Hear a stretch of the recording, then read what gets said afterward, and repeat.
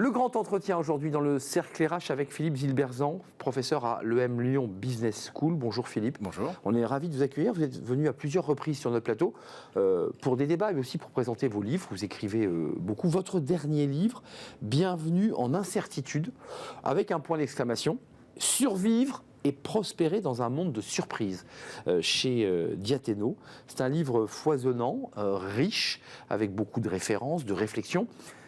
Je m'excuse de vous la poser comme ça, cette question, parce qu'il faut qu'on se parle vraiment. Vous êtes professeur de management à l'EM Lyon, et en même temps, quand on lit ce livre, on se dit, mais finalement, ça sert à quoi d'être manager, puisque on a les yeux bandés, on ne peut pas vraiment décider, le monde est incertain. Comment on fait là pour régler avec vous-même d'ailleurs ce débat qui doit, j'imagine, vous traverser?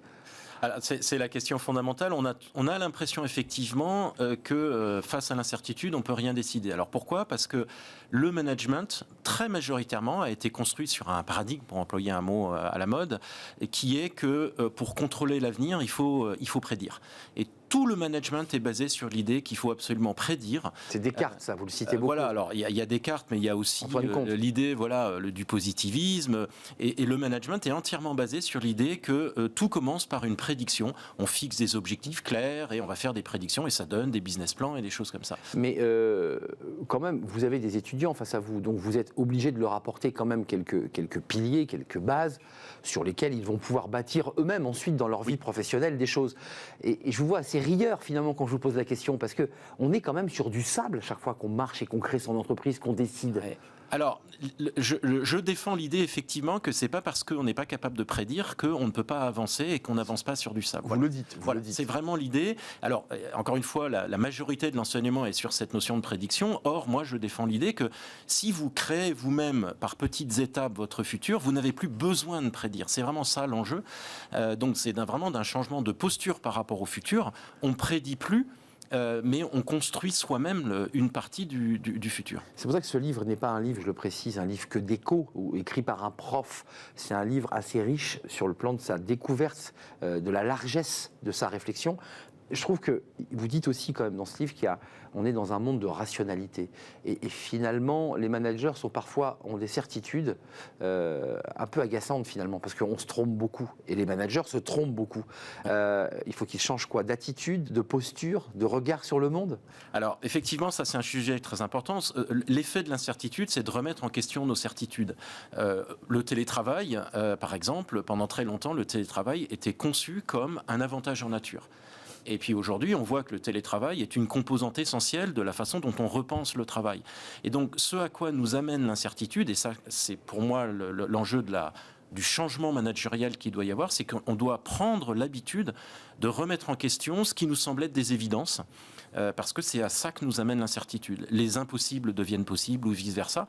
Et donc aujourd'hui, un manager qui ne prend pas l'habitude de questionner ses croyances et ce qu'il voit comme des évidences, là, pour le coup, va se retrouver avec des surprises qui peuvent être assez dangereuses. Alors, vous citez beaucoup d'exemples très concrets, l'entreprise Intel, beaucoup de très grosses entreprises qui, pour certaines, ont fait de mauvais choix, d'autres ont fait le bon. Je pense à Intel qui a réussi il y a quand même quelque chose, presque, j'allais dire, de l'ésotérisme dans ce livre. Il y a quand même l'idée que, alors vous dites, cessez de prédire l'avenir, créez-le, vous l'avez évoqué, mais il y a quelque chose comme ça d'un peu évanescent, d'un peu invisible. Vous voyez ce que je veux dire ? Qui n'est pas bâti sur, comme vous le dites beaucoup, sur des tableaux Excel, puisqu'on va arriver au débat entre le risque et l'incertitude. Ce n'est pas du tout pareil.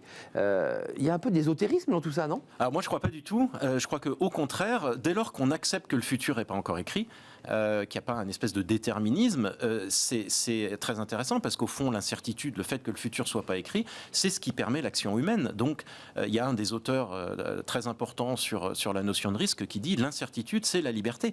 C'est-à-dire que ça permet l'action humaine créative et donc c'est tout le champ de l'entrepreneuriat, de l'innovation, mais aussi de l'art, de la science. Donc, c'est une très bonne nouvelle, l'incertitude. Alors, elle a des aspects négatifs. Vous le dites à ceux qui nous regardent, parce que certains chefs d'entreprise, quand ils sont dans l'incertitude, vous le savez, vous avez été chef d'entreprise, sont dans un niveau d'angoisse et de stress total. Oui. Et c'est légitime. Il y a effectivement un aspect négatif. C'est pour ça que le titre, enfin le sous-titre en l'occurrence, c'est survivre.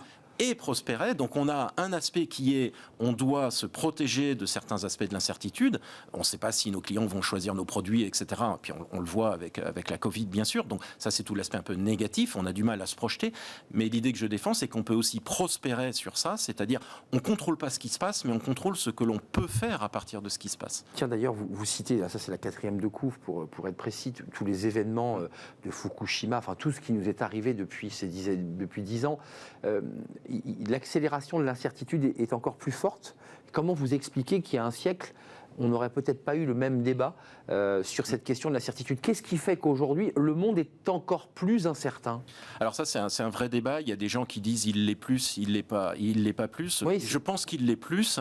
D'abord parce qu'on continue d'avoir... Alors, on a souvent l'image d'un monde qui est à peu près tout inventé. Au contraire, je crois qu'on est en plein dans une incroyable révolution scientifique et technologique qui apporte son lot de nouveautés et donc qui perturbe. On l'a vu avec le vaccin, mais il y a plein d'autres exemples. Les nouvelles énergies, etc. Donc l'incertitude, elle est aussi nourrie de ce changement technologique, mais aussi social.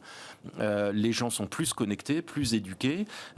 Et aujourd'hui, un chef d'entreprise, quand il prend une décision, avant c'était basé sur quelques paramètres. Aujourd'hui, il y a des dizaines de paramètres qui fait qu'une décision que vous prenez en France peut vous revenir à la figure parce qu'à Singapour ou en Afrique ou etc., l'un de vos employés a dit quelque chose, etc. Donc tout est plus connecté et donc la possibilité qu'il y ait des courts-circuits en quelque sorte est beaucoup plus importante. Oui, j'allais y venir. Il y a quand même la révolution numérique dans laquelle nous sommes qui a percuté des entreprises de plein fouet. Vous évoquiez évidemment la connexion, les risques de déstabilisation, l'accélération aussi liée au numérique.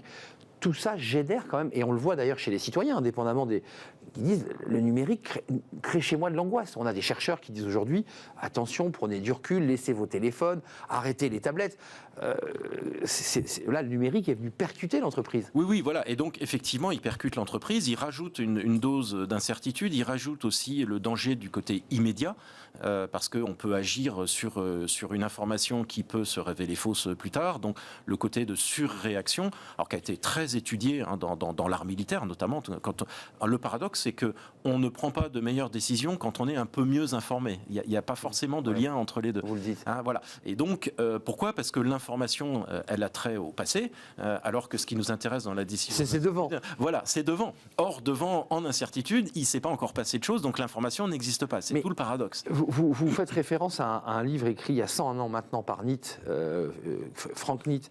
Alors vous précisez bien dans une note qui n'est pas contenue dans le livre, mais que le livre n'est pas facile à lire. Attendez, c'est pas un livre de plage, mais c'est un livre qui fait référence justement qui donne la définition de l'incertitude déjà, et qui distingue risque et incertitude. Et vous dites c'est formidable parce qu'en fait il a bâti cette idée. C'est quoi la différence entre un risque et une incertitude? Parce que c'est subtil. C'est subtil et c'est très important. Alors, et ça a des conséquences très concrètes pour le management. Le risque, en gros, c'est lié à des événements répétés.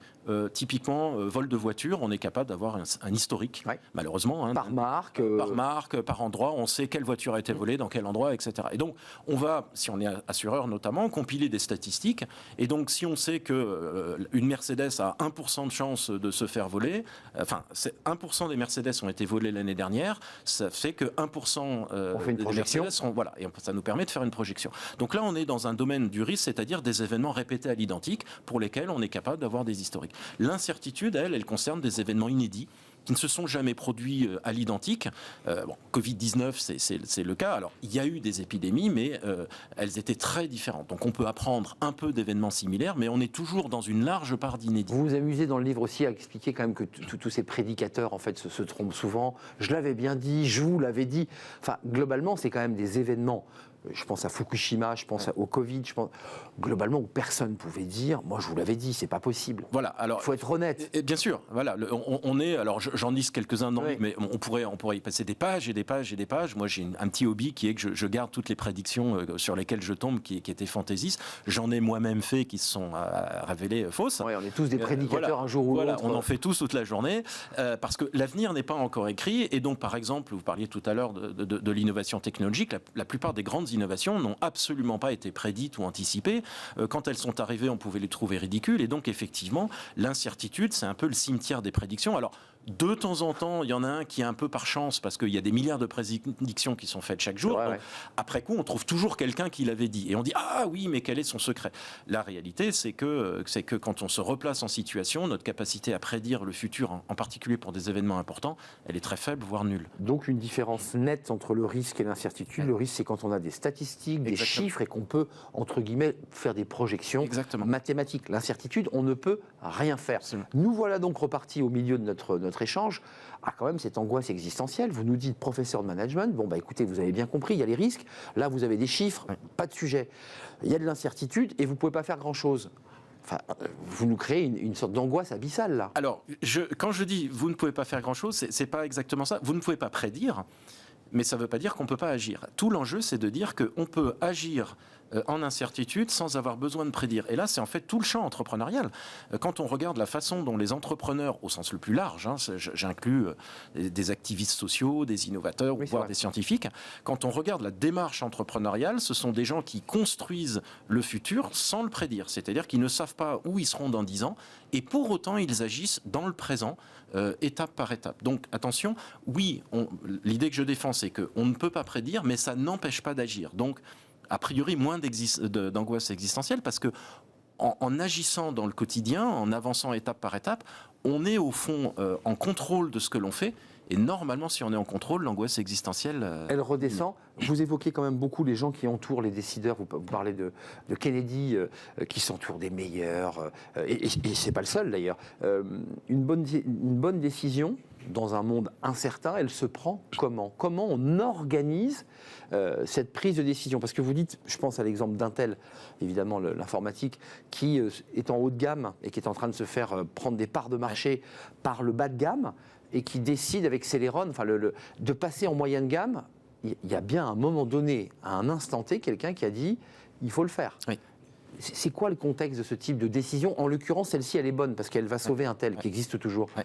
Alors, l'un des enjeux, effectivement, c'est que face à l'incertitude, on vient d'en parler, le calcul fonctionne mal, hein, puisqu'on ne peut pas se projeter à part. Donc c'est du cérébral. C'est ce que, encore une fois, l'auteur que vous citiez tout à l'heure, Frank Knight, appelle le jugement. Alors, Oui. là, vous allez évidemment soupçonner d'ésotérisme. Voilà, le vous voyez jugement, qu'on y arrive. Voilà, mais je vais me défendre. Le jugement, c'est une appréciation circonstanciée et subjective. C'est-à-dire qu'effectivement, c'est le domaine de l'entrepreneuriat au sens large. C'est que, en fonction des informations que j'ai, je vais prendre cette décision. Alors, après, il y a ce que vous évoquiez tout à l'heure, qui est effectivement les conseillers. Et là, beaucoup de travaux montrent, et Kennedy est un très bon exemple, il a commencé, pourquoi c'est un bon exemple? Parce qu'il a commencé par faire une erreur majeure qui est la baie des cochons, Bien sûr. et après il a beaucoup appris, et il a notamment compris que face à l'incertitude, la décision est un processus. C'est pas un moment comme ça où le super-héros va avoir un éclair de génie. C'est de comprendre que ces situations sont évolutives, on le voit avec l'épidémie, hein, et le décideur doit, au fond, avoir ce que moi j'appelle une conversation avec la situation, et donc faire intervenir des gens pour apprécier au fur et à mesure. Donc il n'y a pas de formule magique, ça c'est un peu effectivement le défaut de l'incertitude, Oui. mais il y a encore une fois tout le domaine de la créativité humaine où on va construire des actions pour, au fond, alors on peut appeler ça de l'expérimentation, du test, etc. On fait quelque chose, on voit si ça marche, et encore une fois, on retrouve le domaine assez large de l'entrepreneuriat qui tire parti et qui prospère dans cette incertitude. Donc c'est toute la magie de l'entrepreneur, c'est-à-dire cette espèce de, je retire le mot ésotérique, mais l'espèce de rapport un peu invisible qu'il a avec les choses, avec ce qui l'entoure et des choix qu'il fera et qui vont être décisifs positivement ou négativement. Exactement. C'est ce qui fait le sel de ce métier. C'est exactement ça. C'est exactement ça. Et je pense qu'il n'y a pas de magie parce qu'en fait, quand on regarde comment les entrepreneurs font en incertitude pour créer des nouveaux produits, des nouveaux marchés, des nouvelles organisations, il y a des principes de base, alors qui sont regroupés sur un terme qui s'appelle l'effectuation. 5 principes de base qui sont faire avec ce qu'on a sous la main plutôt que de rêver à ce qu'on aimerait avoir, co-construire avec les autres, ça va être très important. De plus en plus. De plus en plus. Je ne sais pas de quoi l'avenir est fait. mon client ne le sait pas non plus, parce qu'il n'est pas plus prédictible que moi, eh bien on va se mettre tous les deux d'accord pour avancer d'une case ensemble. Vous voyez, c'est ça cette notion de contrôle, c'est je suis capable de contrôler ma prochaine étape, et puis après je recommence, peut-être avec une troisième personne, etc. Donc l'entrepreneur est un peu le symbole de cette action en incertitude, et quand on regarde comment il fonctionne, il ou elle s'appuie sur 5 principes qui sont bien décrits, qui sont des principes d'action en incertitude. Dans le fameux livre de Frank Nitt, il y a quand même l'idée, d'un côté, certains disent, tout ça, ces décisions prises dans l'incertitude, Marx dit, c'est parce qu'en fait, l'entrepreneur a gagné beaucoup d'argent et va dégager des heures en plus dont il va tirer profit, ça c'est Marx, mais Nitt dit finalement, de cette incertitude et de ces prises de décision va naître le profit. Voilà. Donc ce sont des choix, pour rentrer un peu dans le concret, qui sont déterminants, parce que non seulement ça fait vivre l'entrepreneur, mais ça génère du profit. Exactement. Ou ça fait couler la boîte. Exactement. Et ce qui est intéressant dans cet ouvrage, effectivement, c'est que d'abord, effectivement, il travaille sur la différence entre le risque et l'incertitude, mais surtout, il dit que l'incertitude explique l'origine du profit. Alors, c'est tout ce que l'origine l'origine du profit, c'est quelque chose qu'a travaillé les économistes depuis très longtemps. Alors Marx dit le profit, c'est le vol du capitaliste sur le travail qui est rémunéré. Et Frank Nitt dit pas du tout. En fait, le profit, c'est la rémunération du jugement de l'entrepreneur face à l'incertitude. C'est-à-dire que l'entrepreneur construit son entreprise, paye les salariés, les fournisseurs au prix de leur travail. Et sera rémunéré sur l'intelligence qu'il a mis. Et ce qui reste, s'il reste quelque chose, eh bien c'est la rémunération effectivement de son jugement face à l'incertitude. Et donc il bâtit une nouvelle théorie du profit qui est, je pense, un des fondements. Alors on souscrit ou pas, mais en tout cas c'est une contribution fondamentale à l'économie, qui est d'expliquer l'origine du profit à partir de l'incertitude. Je trouve que c'est assez intéressant. C'est pour ça que je voulais qu'on en parle, parce que ça ouvre une porte très nouvelle, parce qu'on a l'habitude de parler du profit sous le plan très économique, avec des économistes. Il y a quand même un sujet que vous soulevez, parce que dans ce monde incertain, il y a le numérique, il est partout. Il y a l'idée que les entreprises vivent et meurent plus rapidement, se concentrent aussi beaucoup, je pense notamment aux GAFA, avec cette idée qu'il n'en restera peut-être plus qu'une ou deux. Et puis, vous soulevez un autre sujet qui, moi, me semble assez important, qui est le wokisme. C'est-à-dire l'entreprise qui devient non plus qu'une entreprise générant du profit, mais qui devient un lieu de vie, un lieu de réflexion, un lieu de conflit, et qui peut détruire l'entreprise. Vous êtes d'accord avec ça ? Alors, il y a un danger ou pas ? Alors, je pense qu'il y a un danger et c'est très lié à l'incertitude. C'est-à-dire que dans un monde qui est effectivement très incertain, dans lequel la force de l'État diminue, on demande plus à l'entreprise. Et c'est presque un paradoxe, c'est-à-dire qu'on va demander à l'entreprise de jouer un rôle politique. C'est ça. Et puis, deuxièmement, un phénomène important, c'est que le domaine du politique qui était jusque-là extérieur à l'entreprise, qui était touché peut-être éventuellement par le syndicalisme, mais pas plus, l'entreprise devient un lieu où les questions politiques qui normalement sont du domaine de la cité vont dans le domaine du privé sur le lieu de travail. Alors, politique et sociétale d'ailleurs. Politique et sociétale, voire religieux. De couleur de peau, de racisme, d'égalité, homme-femme, qui sont des éléments qui peuvent... Parce que j'ai lu un papier, c'est dans votre livre, le patron d'Apple, qui se retrouve viré, là, il y a quelques mois, parce qu'il aurait écrit en 2016 un livre jugé par la communauté des lecteurs raciste. Voilà. Alors, c'est pas le patron, mais c'est un des dirigeants d'Apple qui vient d'être recruté et il est viré avec perte et fracas un mois après, parce qu'en 2016, donc effectivement 5 ans avant, il a écrit un livre qui est une espèce d'histoire de la Silicon Valley. C'est un livre assez ironique. C'est cash. Voilà, c'est assez cash. Dieu sait si la Silicon Valley peut s'y prêter, on le sait tous. Ouais. Mais bon, donc il a quelques remarques et il y a une phrase qui est sortie littéralement de son contexte. Vous savez que quand on sort une phrase de son contexte, on peut lui faire dire ce qu'on veut, et le truc va être un peu monté en épingle, et il sera viré un mois, je crois, après son arrivée chez Apple. Apple fait un communiqué, vous comprenez, vu la situation, la manière dont vous êtes, on ne peut pas vous garder. C'est-à-dire que l'entreprise plie le genou quand même. Alors, plie le genou, sachant que l'entreprise était parfaitement au courant qu'il avait écrit ce livre, donc c'était pas secret, c'était un livre, donc c'est pas... Et là, il y a quelque chose qui se développe effectivement beaucoup aujourd'hui dans ces situations très incertaines, c'est que on a les grands principes sur lesquels on a fonctionné historiquement, moi j'appelle ça les modèles mentaux, sont très affaiblis. Or, ces grands principes sont ce qui font le liant d'une société, soit d'une société, soit d'un collectif comme une entreprise. Et donc, dans ce contexte de fragilisation, eh bien, on est un peu à la merci de quelqu'un qui est un peu déterminé à imposer son propre modèle mental. C'est ce qu'on voit aujourd'hui dans la société, mais aussi dans les entreprises. Mais au-delà de l'intérêt ou pas d'ailleurs de traiter de ce sujet sur l'égalité, sur ces questions de racisme, qui peuvent être des sujets gênants, ça met en péril l'entreprise? C'est-à-dire, est-ce que ça met en péril la bonne marche et le développement d'une entreprise? C'est-à-dire créant finalement des tensions humaines préjudiciable à la bonne marche de l'entreprise? Oui, on le voit beaucoup, puisqu'il y a comme le politique envahit l'intérieur de l'organisation, comme on détermine qu'au fond tout est politique. Moi, j'avais une responsable d'une organisation qui me disait: Philippe, tout est politique. Ce qui est quand même un pas très dangereux. On sait que dans l'URSS, les échecs étaient politiques, les mathématiques sont politiques. Ce qui n'est pas totalement faux, hein, finalement. Tout ce que l'on fait est un peu politique. Tout peut être politique, mais on sait aussi l'importance qu'il y a de préserver certains espaces de la politique. Et donc, les gens, effectivement, qui militent pour un rôle politique de l'organisation, je pense, jouent avec le feu. Parce que très souvent, ils militent en fait pour que certaines idées politiques soient mises en avant et pas d'autres. Et ça, c'est très dangereux. Avant de nous quitter, ce livre, vous le destinez à qui? À la jeune génération? Parce qu'hier, on parlait sur le plateau de la génération Z. Je pense à eux, mais je pense aussi à ceux qui sont un peu plus âgés. Ou vous le destinez à ces managers parfois un peu arrogants et un peu trop sourdeux? À qui vous leur offrez à qui vous l'avez destiné en écrivant? Parce que quand on écrit un livre, on pense à ses lecteurs. Alors, je crois que je le destine à ceux qui ont des certitudes. C'est ça, ça se sent. Voilà.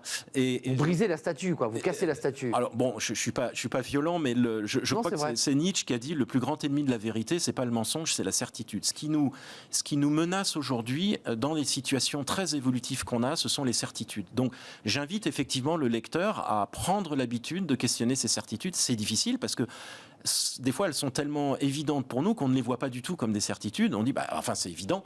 On a tous vécu, on dit quelque chose et la personne dit, enfin, c'est évident. C'est vrai. Et je réponds toujours, c'est évident pour toi aujourd'hui. Ça ne le sera peut-être pas toujours. Et peut-être pas dans un quart d'heure. Et peut-être pas dans un quart d'heure. Ça va tellement vite que c'est parfois dans le quart d'heure. Exactement. Donc, c'est une forme de réflexe, un peu comme on a tous appris à se laver les dents, et bien d'apprendre à questionner ces certitudes en disant, tiens, est-ce que c'est si évident que ça?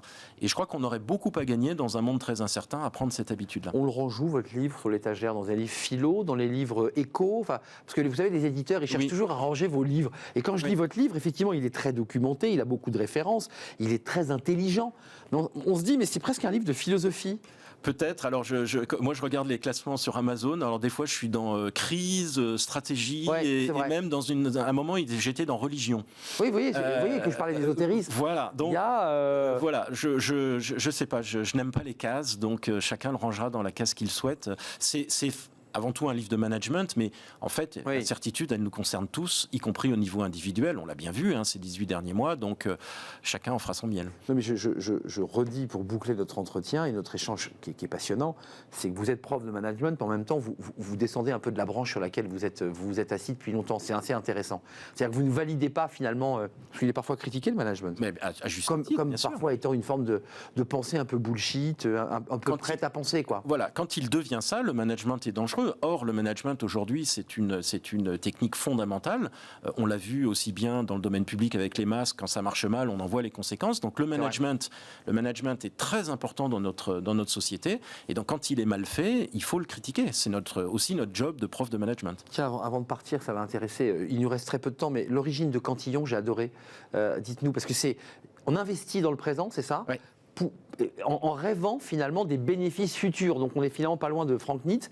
C'est la même théorie en fait. Cantillon, donc économiste, dit que j'ai découvert. Voilà, tout homme est un spéculateur. C'est-à-dire que quand quelqu'un plante des graines au mois de septembre pour avoir une récolte au mois d'avril, il pense à... Évidemment, il investit aujourd'hui, donc de façon certaine, pour un gain hypothétique demain. Donc seul l'investissement est certain, le gain est très hypothétique. Et ça, c'est un peu l'action entrepreneuriale qui veut ça. Lisez ce livre, parce que voilà, son classement est compliqué. Je ne sais pas où vous le trouverez en librairie, dans le rayon religion, économie, marketing, management. Enfin, vous le trouverez. Philippe Zilberzan, bienvenue en incertitude, survivre et prospérer dans un monde de surprises chez Diathéno. Il est sorti il y a quelques semaines, donc tout à fait disponible dans les meilleures librairies. C'est l'expression consacrée. Absolument. Merci Philippe d'être venu sur notre plateau. Vous reviendrez évidemment. Vous êtes professeur à l'EM Lyon Business School, parce que je sais que l'école tient beaucoup à l'acronyme complet. Merci. On termine avec Fenêtre sur l'emploi. Tiens, on va parler de... Là, on n'est pas dans l'incertitude, parce que ça, on le sait. On va parler de la réforme de l'assurance chômage, dont le dernier volet est entré en application il y a quelques jours maintenant. Et on va en parler avec Julien Morisson, parce que cela a des conséquences concrètes sur les cadres.